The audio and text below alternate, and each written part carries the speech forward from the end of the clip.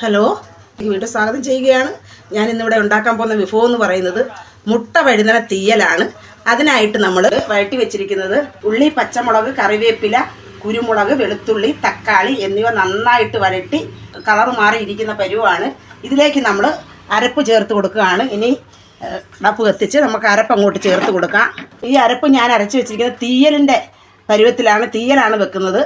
അപ്പോൾ തേങ്ങ കളർ മാറുമ്പോൾ മുളക് പൊടിയും ചേർത്ത് പെരിഞ്ചീരകവും ചേർത്തിട്ടുണ്ട് ഇതിനകത്ത്. അതാണ് ഇതിനകത്തോട്ട് നമ്മൾ ചേർത്ത് കൊടുക്കുകയാണ്.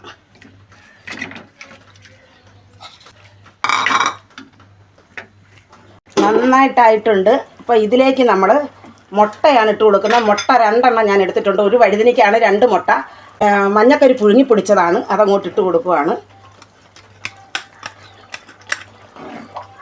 അതിൻ്റെ വെള്ള പീസാക്കിയതാണ്, അതും അങ്ങോട്ട് ഇട്ട് കൊടുക്കുകയാണ്. സൂപ്പർ ടേസ്റ്റാണ് കേട്ടോ, പറഞ്ഞറിയിക്കാൻ പറ്റാത്ത ടേസ്റ്റാണിത്. ഉപ്പ് കുറവുണ്ട്, നമുക്ക് ഇച്ചിരി ഉപ്പൂടെ ഇട്ട് കൊടുക്കാം. ലേശം മഞ്ഞൾപ്പൊടിയും കൂടി ഇട്ട് കൊടുക്കാം. എല്ലാം മഞ്ഞളും വെച്ച് വരട്ടിയതാണ്, എന്നാലും ലേശം മഞ്ഞൾപ്പൊടിയും കൂടി ഇട്ട് കൊടുക്കാം. ഇനി ഒന്ന് അടച്ച് വെക്കാം, ഇച്ചിരി കൂടെ പാകമാകട്ടെ, എന്നിട്ടേ വഴുതന ചേർക്കാൻ പറ്റൂ. കാരണം ഒരുപാട് മുറ്റിപ്പോകാത്ത വഴുതനയാണ് നമ്മൾ എടുത്തിരിക്കുന്നത്. അത് ചെറുതായിട്ടൊന്ന് വരട്ടുക മാത്രമേ ചെയ്യാവൂ.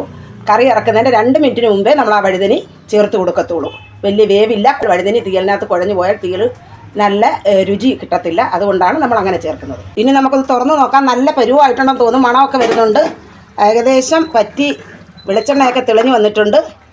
ഇനി ഈ വഴട്ടി വെച്ച വഴുതനിങ്ങ നമ്മളങ്ങോട്ട് ഇട്ട് കൊടുക്കുകയാണ്. ഒരു വഴുതനിയാണ്, അതൊന്ന് 2 മിനിറ്റ് ആവി കയറിയാൽ മതി, വേവും. കുഴഞ്ഞു പോകാതെ അത് പ്രത്യേകം ശ്രദ്ധിക്കണം.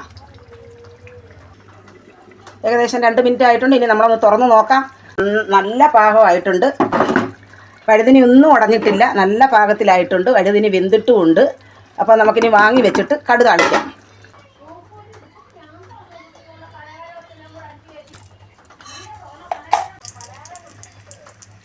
കടുക് താളിച്ചിട്ടുണ്ട്. ഇനി നമ്മളിതിലേക്ക് ഒഴിക്കുകയാണ് തീയലിലേക്ക്.